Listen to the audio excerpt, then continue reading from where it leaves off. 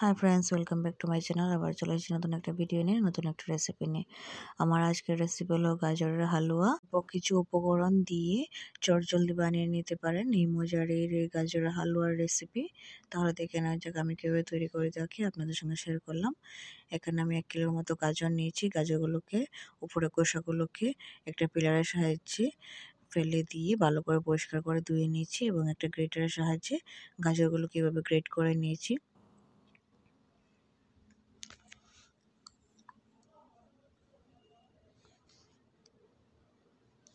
এদিকে আমি একটা কড়াই গরম করে নিয়েছি। এতে দিয়ে দেব আমি 2 চামচ পরিমাণ ঘি।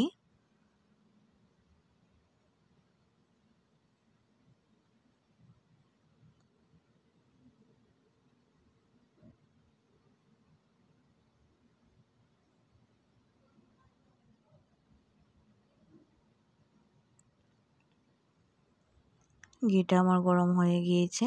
এবার এতে দিয়ে দেব গাজরগুলো।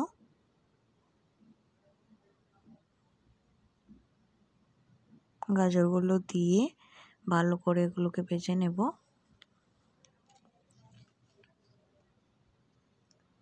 মিডিয়াম আঁচে গাজরগুলোকে 10 থেকে 12 মিনিটের মতো এগুলোকে ভেজে নেব।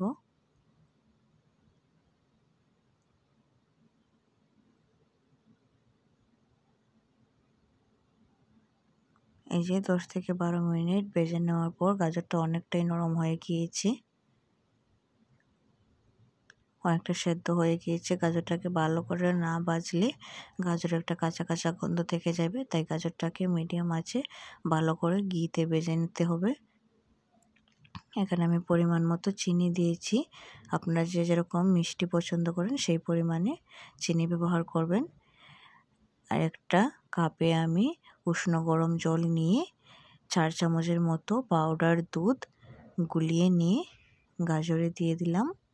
আপনারা চাইলে গুঁড়ো দুধ কিংবা ফুল ক্রিম দুধ ব্যবহার করতে পারেন। এবার সমস্ত কিছুকে একসঙ্গে ভালো করে মিশিয়ে নিয়ে আরও 2 থেকে 3 মিনিট এইভাবে নেড়ে চেড়ে দুধটাকে শুকিয়ে নিয়েছি।